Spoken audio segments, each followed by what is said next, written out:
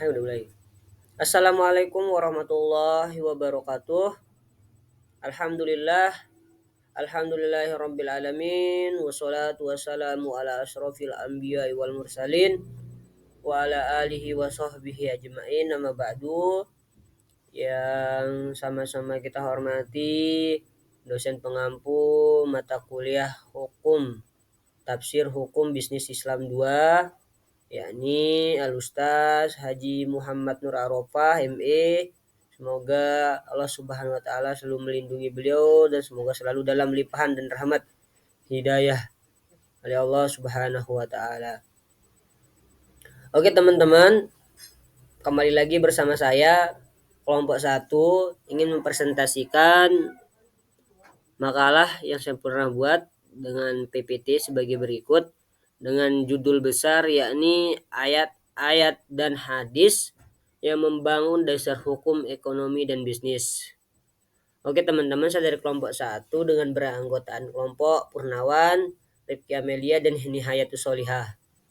Alhamdulillah kita bisa melangsungkan presentasi ya lewat Zoom, lewat online untuk mempresentasikan PPT yang pernah saya buat.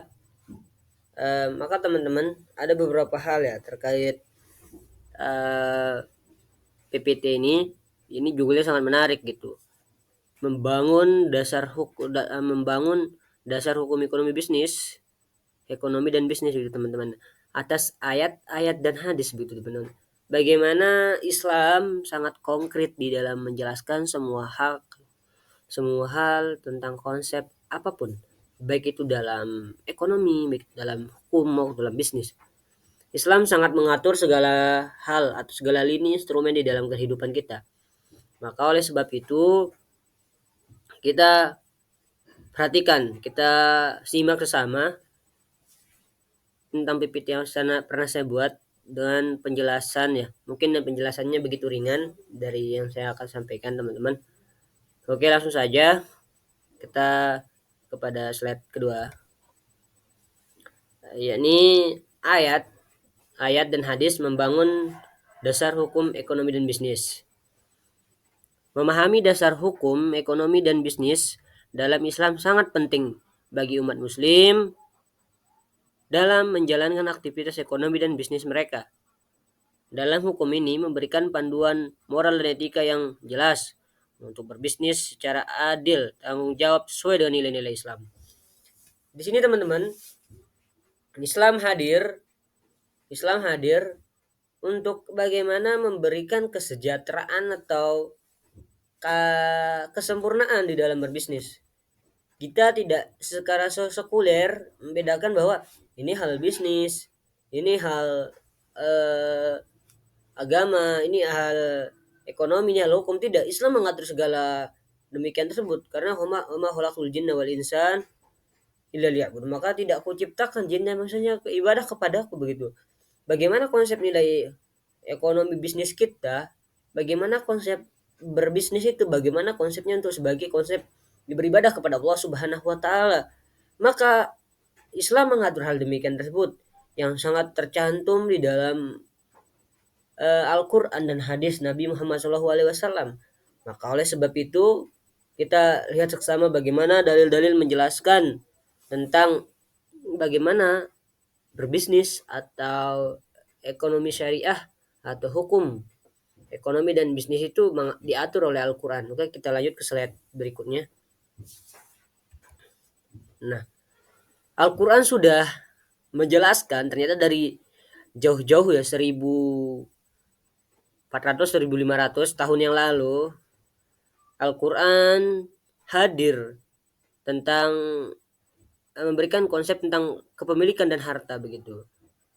Al-Quran memberikan kita tawaran begitu, bukan tawaran. Al-Quran memberikan kita petunjuk terhadap kepemilikan harta kita sendiri. Allah Subhanahu wa taala berfirman, "Zuyyinalin-nas hubbus sahawat minan nisa wal banin wal qanatiri wal muqantarin minadz zahabi wal fiddah wa khaylil musawwatil wal an'am wal hars dzalika mata'ul hayatid dunya wallahu indal husnul ma'ab."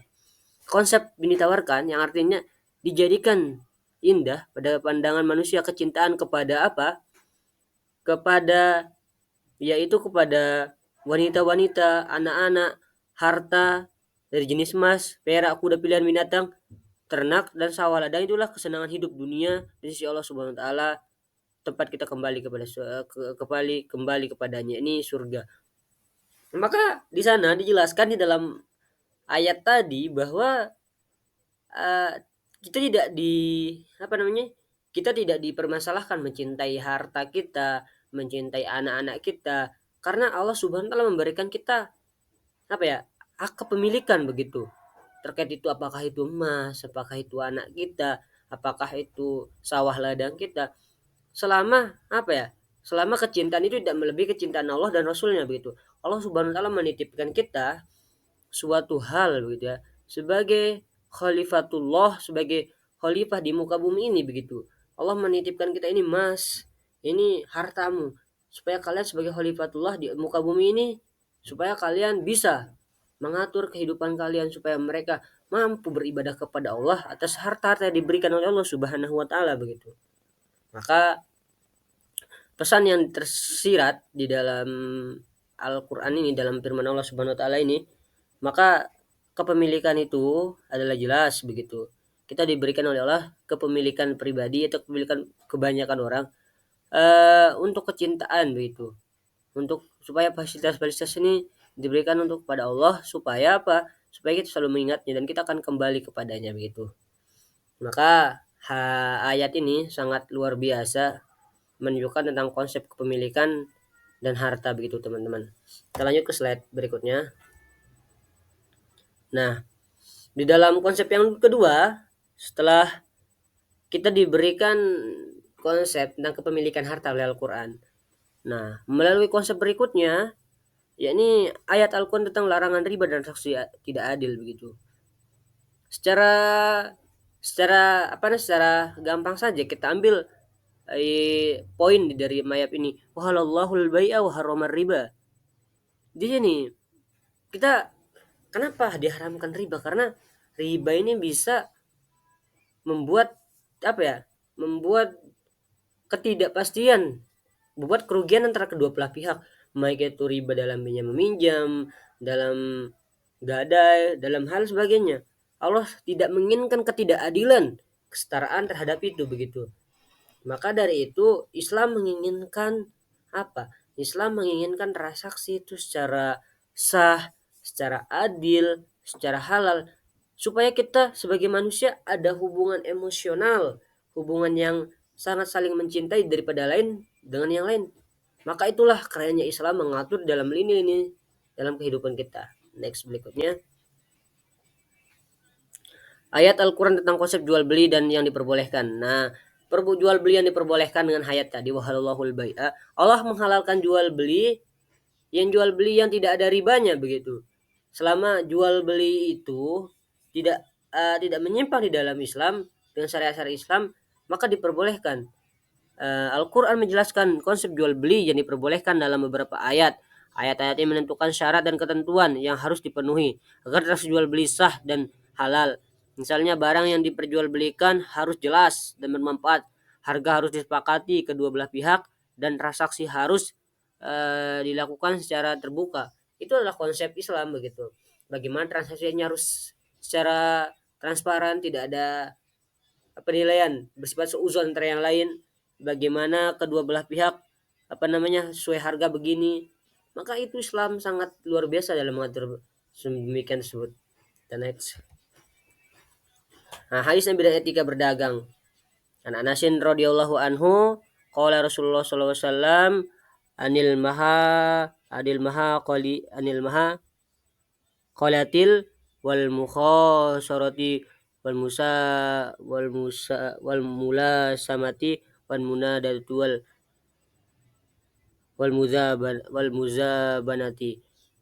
Hadis dari Hanas radhiyallahu anhu bersabda, melarang jual beli muhaqalah, yaitu jual beli buah yang masih di dalam pohonnya, yakni jual beli buah belum matang, karena ketidakpastian gitu teman-teman. Kata hadis Nabi yang menjelaskan tadi bahwa tidak boleh jual beli buah yang belum matang, tidak boleh menjual menjual yang belum jelas kualitasnya. Sekarang contohnya misal saya mau beli buah nih, tapi belum jelas kepastiannya apakah dia matang, apakah berulat. Itu Islam sangat mengaturnya dalam hadis-hadis Nabi begitu teman-teman. Maka dalam itu berbisnis itu harus jelas begitu. Ya sudah pasti tidak ada unsur goror, tidak ada unsur yang lain begitu. Sehingga kita sebagai umat muslim harus jelas dan tidak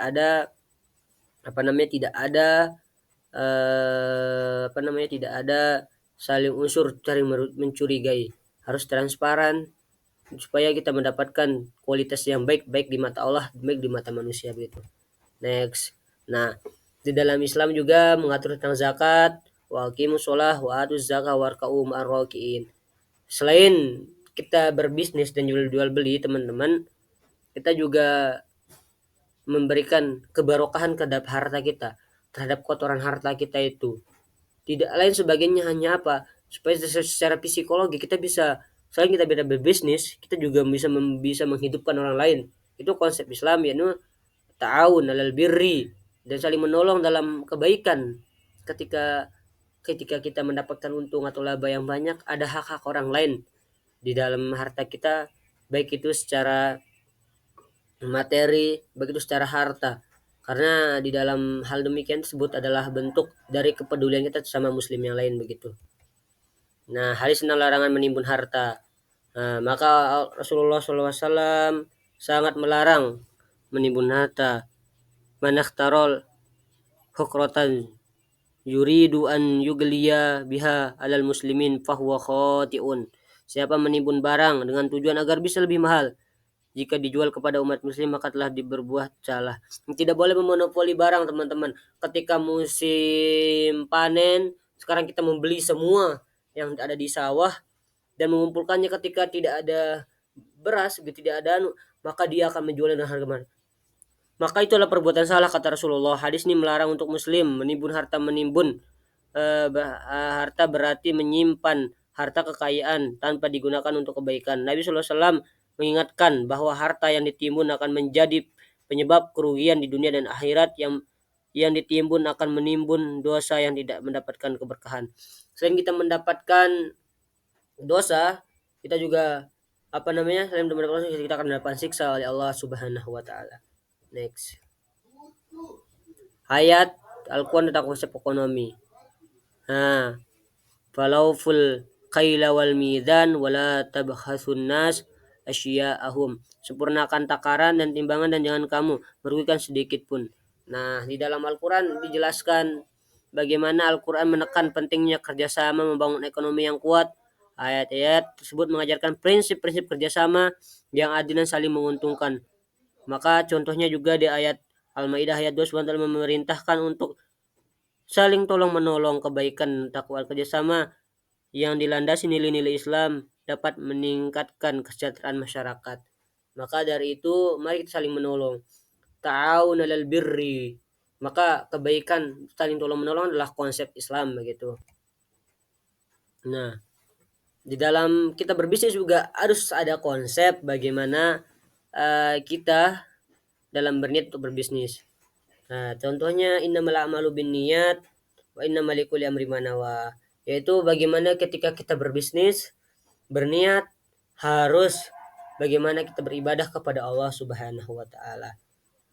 Yang terakhir, setelah kita membahas tadi, yang pertama konsep kepemilikan, yang kedua yaitu dalil-dalil tentang jual beli yang diperbolehkan, ada namanya zakat, ada namanya lain sebagainya. Maka dari itu, dengan memahami dasar hukum ekonomi bisnis dalam Islam, kita dapat membangun kehidupan yang berakhlak mulia. Prinsip-prinsip Islam dalam ekonomi harus diterapkan dalam setiap aspek kehidupan, mulai dari transaksi sehari-hari hingga pengelolaan perusahaan begitu. Kita simpulkan teman-teman bahwa di dalam kita berkehidupan, kita harus sesuai dengan dasar sumber-sumber hukum yang ditetapkan oleh Islam.